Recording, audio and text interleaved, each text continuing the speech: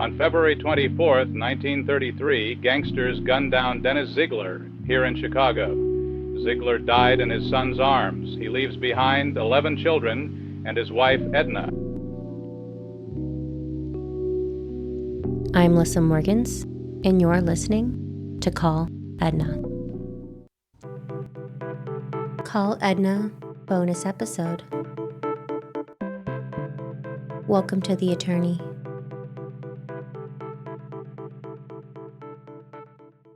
Hello and welcome back to Call Edna.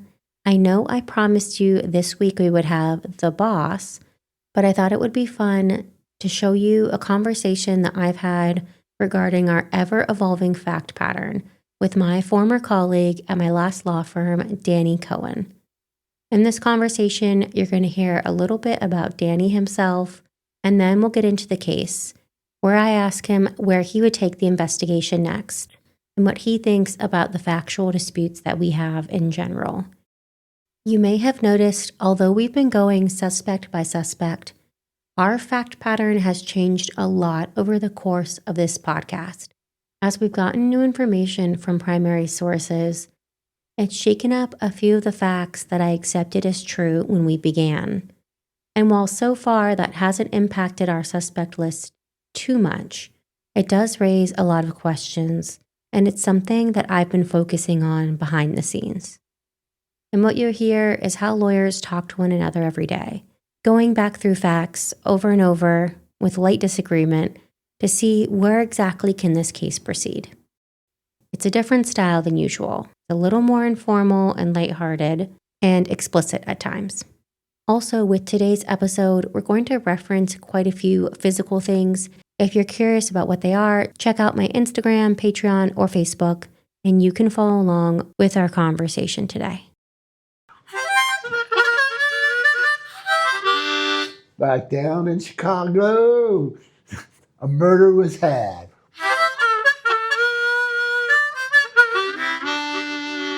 I love it. Okay. Yeah, that's the best intro I've ever had. Is it? Yeah. Well, I'm honored. Okay, well, you want to introduce yourself or do you want to be anonymous? No, I'll introduce myself. Yeah, okay. Hello, I'm Danny Cohen. I am a Washington, D.C. resident. No, you're not. Well, You're full no, of it. that's kind of full of shit. Wait, can I cuss on this? Yeah, it's fine. It's okay. I mean, I'll be nice with my cuss words, but yeah, I am full of shit. But I was born in Detroit, Michigan. I always forget that. Yeah, I was born in Detroit, but I was there for 6 months.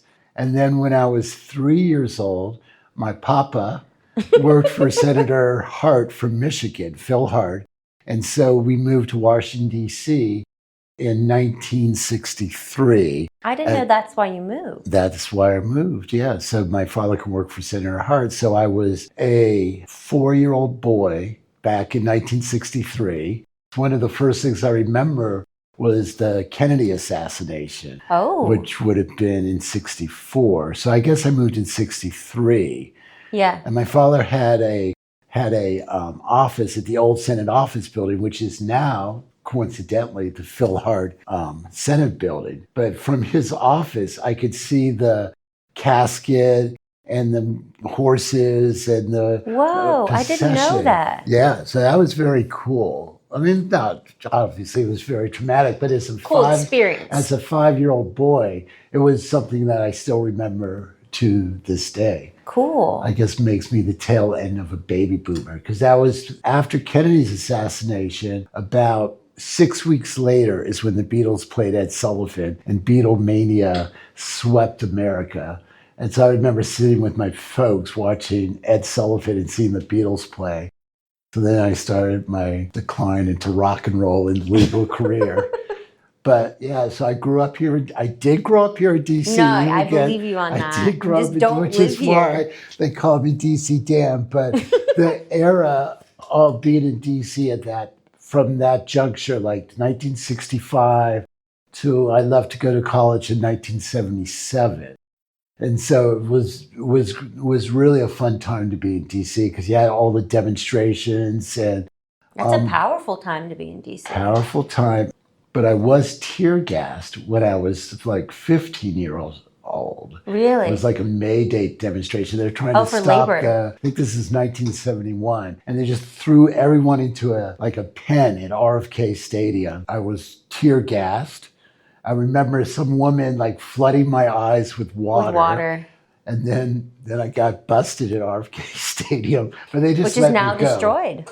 It's now gone. Blown up. Blown up. Imploded, I think is the word. That's the precise term, yeah. It's the precise term, yeah. So blew. So that's basically that. We met here at the law firm we're sitting at, but we connected because after law school, I worked in Jacksonville, Florida as a public defender for 10 Which years. is crazy. Crazy. Yeah, so that was my southern fun, and started misdemeanors, but then specialized in habitual offenders. But you loved Jacksonville. I did love Jacksonville. And I, of course, was a public defender for just a year in Alaska, but during COVID, so it felt like 5 years of my life. So how would you meet the people? Like, would you get a Zoom room and you get to talk to them for a few minutes? Some people I never met. Some people are just, first off, a lot of people in Alaska, they don't want to be found. Some people, because you're inheriting a lot of cases from prior public defenders. So some people, right. I just never met. If it's new cases, yeah, there was more of a setup. And if they were out on bail, like they could come to my office, that would be fine. But if they're in the system, we weren't allowed to do prison visits or jail visits for a long time. But that's why so many of my clients would want to talk to me in the hearings themselves, because sometimes a different attorney arraigns them. You're in arraignment, you're in jail court, and Alaska arraigns on the weekends. Then you get assigned me. And so sometimes the first time you're talking to me might be in a bail hearing. So they want to obviously talk to me. So they'll shout over the judge, be like, hey, Miss Morgans, you're my, which makes sense, but it caused total chaos. Man, well, in Florida, and we did what you would have what they call first appearance court. Yeah. And it's every day, including the weekends. And I would have a week of first arraignment.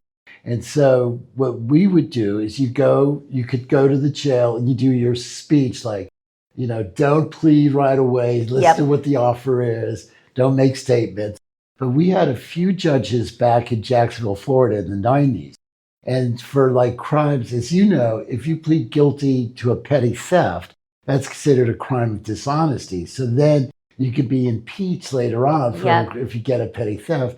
And so with this, I don't want to name names. There was one judge in particular in Jacksonville, Florida, where if you came in and you were arrested for a petty theft, he goes, okay, I'll adjudicate you guilty and time serve you right now. Time serving means you get your butt out of jail. Or I'm going to set your bond at $10,000 and we're going to pass the court date for 2 weeks. Yeah. And I would tell these people, look, it's very attractive. I know you're not going to make bail, but you plead to a petty theft. You're going to have that on your record for the rest of your life. Yeah. But he didn't care. And he knew that. And so, a lot of people would end up pleading to petty thefts. I would too. I was in that position. I too would be like, I want to be time served. Yeah, exactly. I can't pay bail. No matter what it is. And bails, it's a little better now, but back then they were setting bonds at $5,000. Yeah. Or you could go to a bail's bondsman, but then you put down 10%, I think, and then you put your house up as collateral or something like that. Anchorage didn't have a bail bondsman. There was one person who alleged to be one that I never figured out. My first day of public defender, I went into misdemeanor court. I didn't have any supervisor. They gave me 30 files, and it's just okay, go have fun. So as a young, strapping attorney, I was, actually not that young. I was 30, 31, but it was a lot. It was a lot of fun. I had Bucky Arnold was my first judge. Because you love trial. I love trials, and I do love the interaction with people.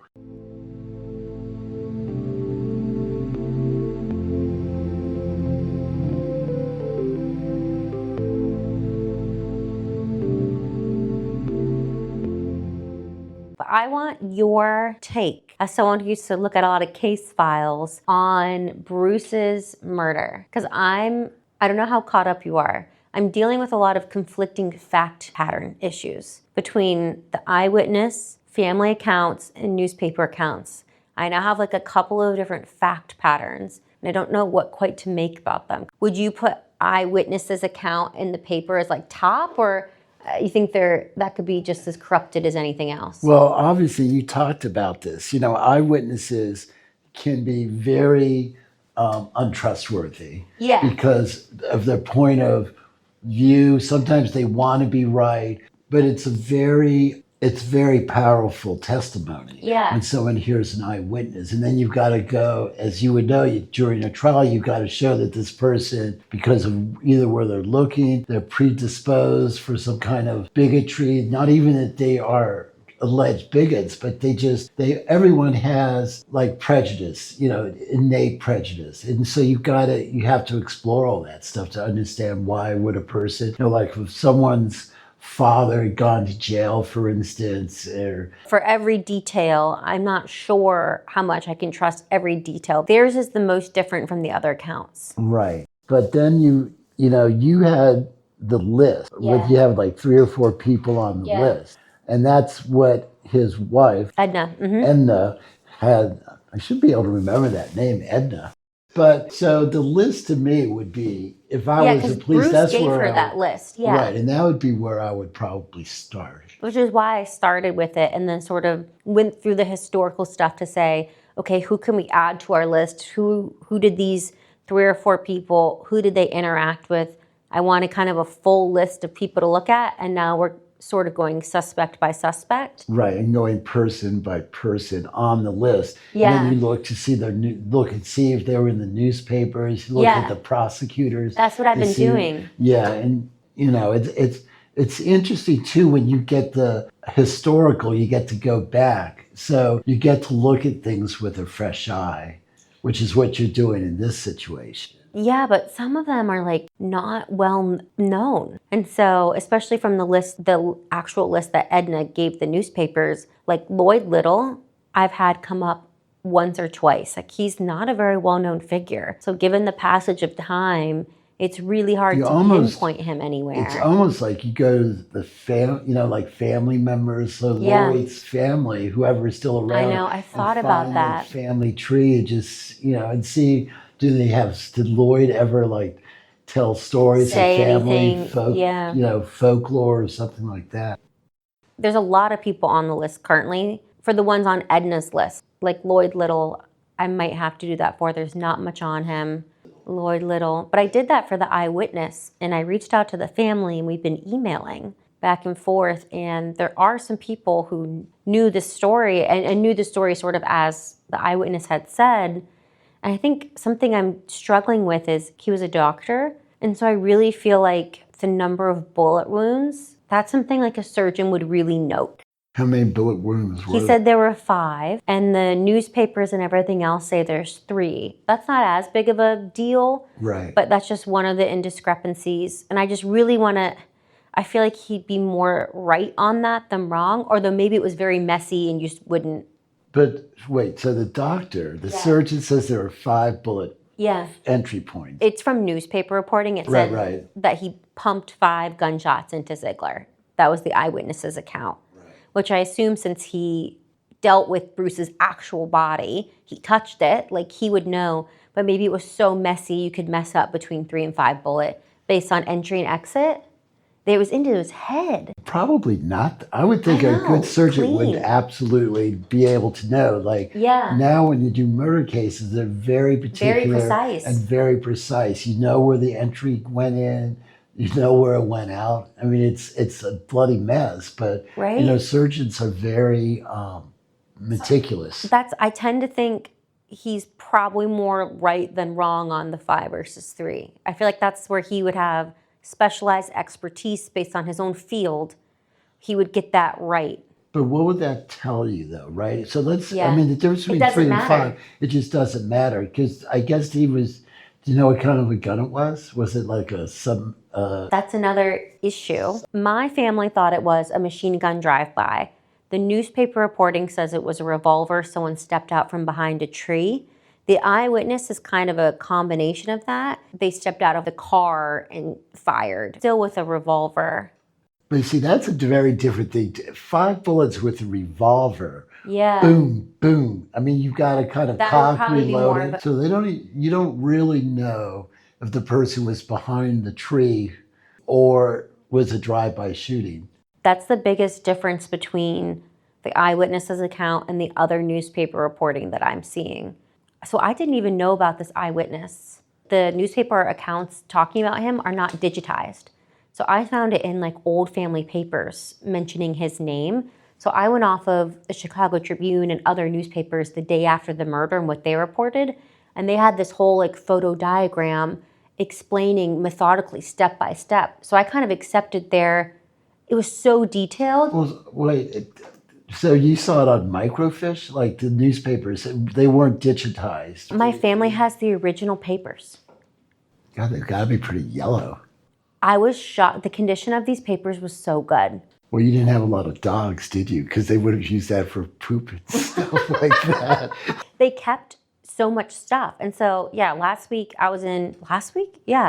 2 weeks ago, I was in Chicago going through papers that are in the attic of one of Bruce and Edna's granddaughters.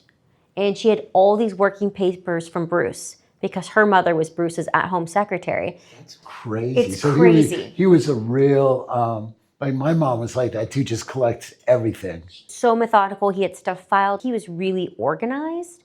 Wow. So that's when I uncovered all this additional reporting, continuing to talk about the eyewitness and his account. And then the grandkids have kept all that too. It's all kept in like an original box. This will still record here. I'll show it to you. It's crazy, Danny. Yeah, it's this crazy. Box, hundreds of papers, letters, all originals, all this shit. Well, it's incredible in that this they old saved it. cedar box, all of his original handwritings, telegrams. Watch your step. Money is hard to get. A telegram sent to him with that message. Newspapers. So this is from 1943. God, that's crazy. Isn't that crazy? All of the letters, these are from the 20s and 30s. Wow, that's incredible. Yeah, and all the correspondence. March 2nd, these are the originals. Wow. Isn't that insane? Original court documents, 1929. Cook County. Yeah, this is from 1899. That's from when he died. He kept a little timesheet, and at the back of it, he had I thought this was so cute. He had a reference. Timesheet from 1890. That's incredible that I know. they would keep that stuff. Because you generally, had as the you go hours through he worked and next everything. generations, will just throw that stuff out. And then at the back, so he could get work, it said like Bruce Ziegler is a good worker. And so he would go to jobs and I guess like show them this signed reference. What was So his cool. occupation again? He was like a laborer, He was an engineer. an engineer, but then he got involved in the union. He was an operating and hoisting engineer, and that union was getting quite powerful in Chicago in the 1930s. And by the 1960s, I think, it had like almost 280,000 members. But he was in a much smaller local in Chicago. Right. But Chicago has a long, proud tradition of graft Unions, and yeah. unions and also corruption within the unions. Because of labor racketeering.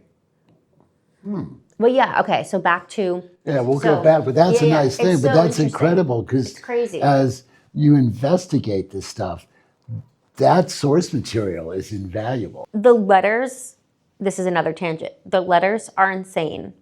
In 1930 and 1931, Bruce and other people in the Operating Engineers Union nationally, so in Boston, New York, DC, Chicago, were trying to organize essentially a labor class action, using a very fancy lawyer at that time to bring their case to like get Maloney and Huddle and all these essentially like people who are trying to take over their union to cease and desist and to return them to local rule. Huh. How did that go? It fizzles. I haven't read Fizzles. all the letters, but So they wanted to bring like some kind of injunction or to prevent him from doing that. Yes. And they talked to a high price attorney and then it just fizzles. the high price attorney, things eventually fizzle. One of the people, I think in Boston, eventually gets bought out and fizzles.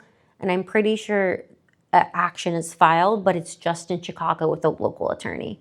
But they wanted to do this big like class action essentially. And Bruce was one of the coordinating people, and they were using a paper called the Searchlight, which was a paper for the operating engineers to coordinate.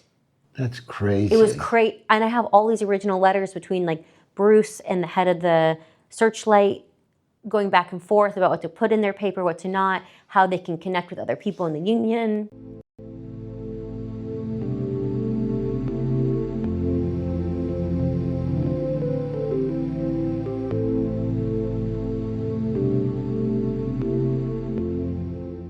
So what you do know is he was shot. He was killed. Yes, in February 1933. February 24th, I believe. How old was he? 56? Which actually 57? back in those days is pretty, I think he's, because Edna's pretty 45. I think he's 57. in 1933. Yeah, around there. He has 11 kids. He shot a blockish from his house on his walk home from the streetcar. No one has any dispute over this. Right. Walking from the streetcar to his house after work on Friday. And it's dark. It's like February Chicago after 6 p.m. But yeah, there's a big difference between, is it guys with a Tommy gun in a car driving by, or is it one guy who's out and hiding behind a tree with a revolver?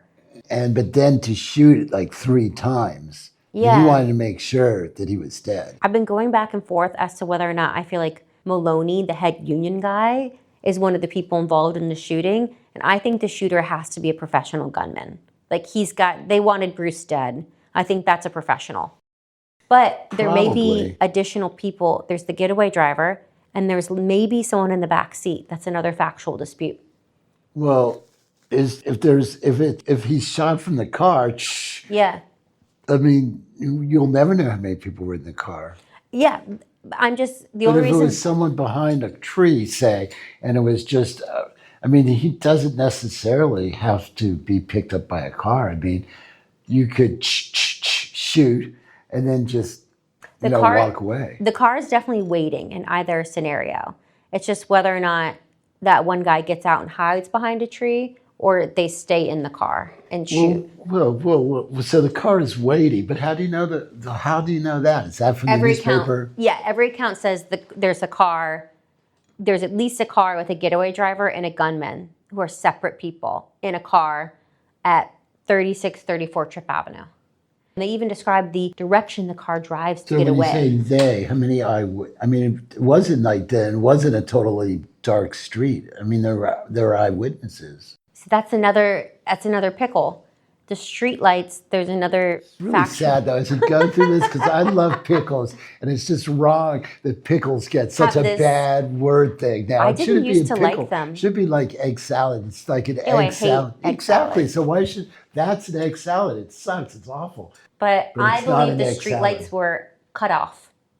Oh well, no. So it's dark. It's really dark. Well, wait. So you think that someone purposely turned off the street lights? That's what the newspapers, the eyewitness, and my family all say. The streetlights were cut off. The only person who says the streetlights weren't cut off was some either Chicago police officer or state's attorney years later, who I think is covering their ass. To actually flip the lights off, that seems like it would be kind of difficult to do unless you have some kind of inside job. That's what I'm investigating right now, and actually, it's happening as we speak, investigation-wise, but we're getting connected with people who would have, with the electricity company that was in Chicago in the 1930s. It's the same company. So we're trying to see what type of grid they had in the 1930s to see, but... How do you do it? How do you turn the lights? Because normally the street lights would be on. Yeah. In 1933. I've learned a lot about wires recently. And apparently, streetlights are not on the transmission line. They're on a distribution system, and they're low voltage, and they're actually easy to cut off. Someone cut the lights off so it's dark. Yeah, it's dark. This is around 6:15. What time is it? Right around there. Well, so how much could an eyewitness really see? Oh, it's so premeditated, it's scary. They cut the fucking lights. They might have a guy waiting behind a tree. In my opinion, the tree thing's always been weird to me too, because how did they know? Yes, his house was on that side of the sidewalk, but how did they know he was going to not weave or be on the other side? To be waiting behind that tree is crazy to me. I'd rather be in the car. How many people said he was behind a tree? The Chicago Tribune said, no names, but multiple eyewitness accounts inform theirs. And it's the day after he's murdered, which I think the most contemporaneous reporting is often the most accurate. Probably. So and they have I showed you this diagram?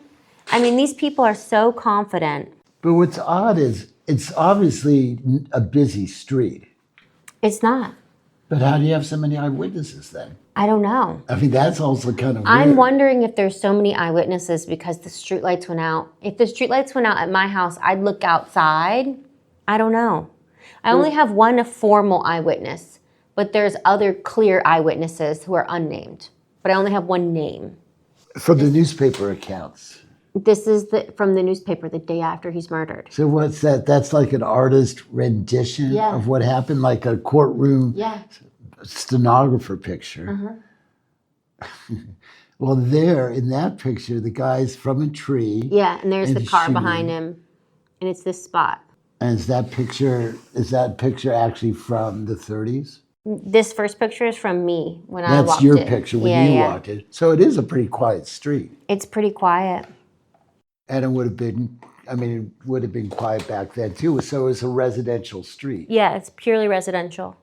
Well, I don't know. It's weird, right? That's fishy that you would even have eyewitnesses to me. Like, I know, and the only thing I could think is, so the eyewitness who's named, Lagerquist, Bruce is shot at his house.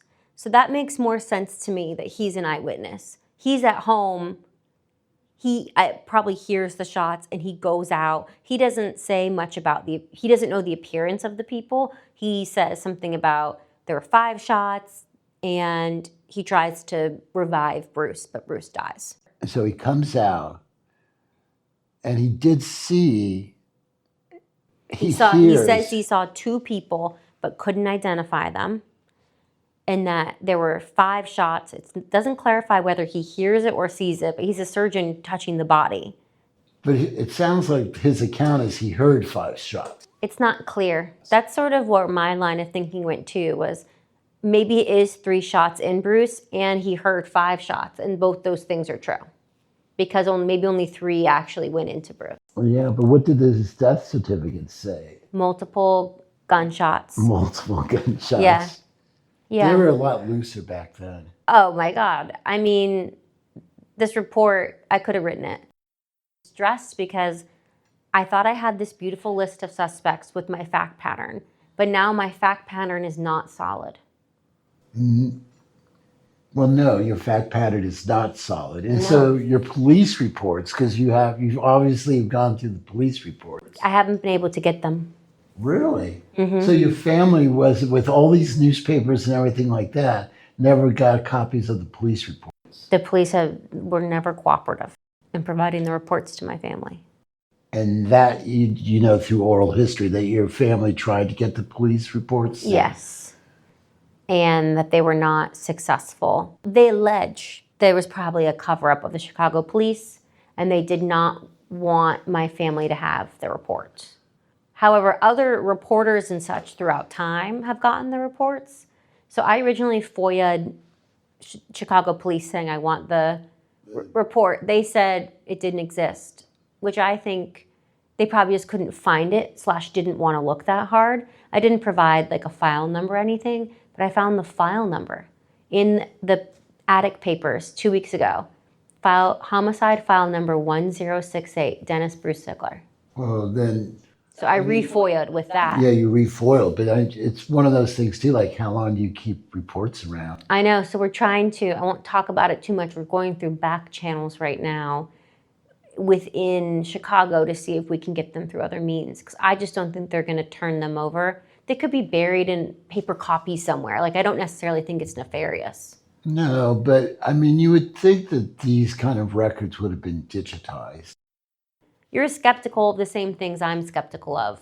Well, I am skeptical, but, you know, we've just kind of scratched the surface here. So I don't, you know, but there's some things that aren't skeptical. I mean, he was shot, he died. We know that, but it's just the motivation behind, well, and obviously this probably was Union, you know, probably was a Union type of hit. Yeah. Because some people didn't like what he was doing. It's definitely a Union hit. And something interesting also from the attic papers was apparently a few days before his death, he approached State's Attorney Thomas Courtney asking for help. So he was very worried and maybe paranoid a few days before he was being murdered that he was going to be murdered. But when did Eminently. when did he give the list to Edna? His life had been threatened for years. I mean, in his correspondence from 1931, he writes to his friends, just letting you know I'm still alive. Man. So I think he kept his affairs in order, knowing that he was doing something that was dangerous and going against the mob and going against the Union leadership. But there was an incident like the week of his death where he was really freaked out and he thought maybe the hit's going to be. So what people did he just go by Dennis? He went by Bruce to friends and family, but in his letters, he goes by Dennis. I've been calling him Bruce because he's my family member, though. Right, so you just say Bruce, but not Brucey. Just, well, you wouldn't know. Maybe he was a Brucey. He had 11 kids. So I'm guessing some of them must still be alive. None of them are alive. None of them are alive? Mm-hmm. But I went to, when I was a teenager, early teen, I went to one of their 100 birthday parties. So do you know how old his youngest kid was when he was killed in 1933? Yes. His youngest kid was Ted, and he was born in 1926. And there's an account in 1931 when he's 5 that he was attempted to be kidnapped by the mob. And in the family papers, I've come across more kidnapping attempts. Also, Ted becomes like a famous comedian. First, he becomes a professional clown in Canada. He also fights in World War II. Right. And one of his ship gets blown up, which is crazy. Then he becomes a professional clown. Then he becomes a comedian in America and is quite popular and is on like the Sonny and Cher show as a regular. Ted, what was Ziegler. Okay, I want your wrap-up thoughts on what I should do, like next step of the investigation. the wrap-up. Well, what should you do? I keep wanting to call him Dennis. You can call him Dennis. But you didn't know him by Bruce. You're not his family member. But the family members would call him. Yeah, but you're not his family. No, I ain't his family. No, that's true. Well, what would I do? Well, I think these newspaper accounts actually, all the stuff that you found, the old letters, like I'd go, you probably have already done this, like going through the old letters and stuff like that? Yeah, but I need to go through them with a fine-tooth comb. There's so many. Yeah, I just got them 2 weeks ago. Yeah. I mean, I need to reestablish my fact pattern. Well, that's what's cool, right? Because it's different than when you started this, you thought it was going to be the list. And the list probably would be the key to opening up. But, getting the police report, now that you have a number too. Yeah. But the police report, I bet it's going to be scrubbed. It's going to be thin. It's going to be really thin and scrubbed. Yeah, I don't know. That's what I think too. I don't know. Well. I think go back through everything I found in the attic. Keep going with my suspects, but reestablish that there may be some different facts than I thought. But because of the time, it's just like... Yeah. To me, just talking here, the lights being cut off, I find very interesting. Me too. But yeah, I'm also really interested in the streetlights. I'll let you know if we get the actual grid from 1933 and how you could turn them on or off. There you go. You can invite me back and we could do like part 2. Okay. Well, thanks for doing this. Absolutely, man. That was a lot of fun. I had fun too. I'll do it again if you get some people. Hell yeah. Hell yeah. Get some evidence.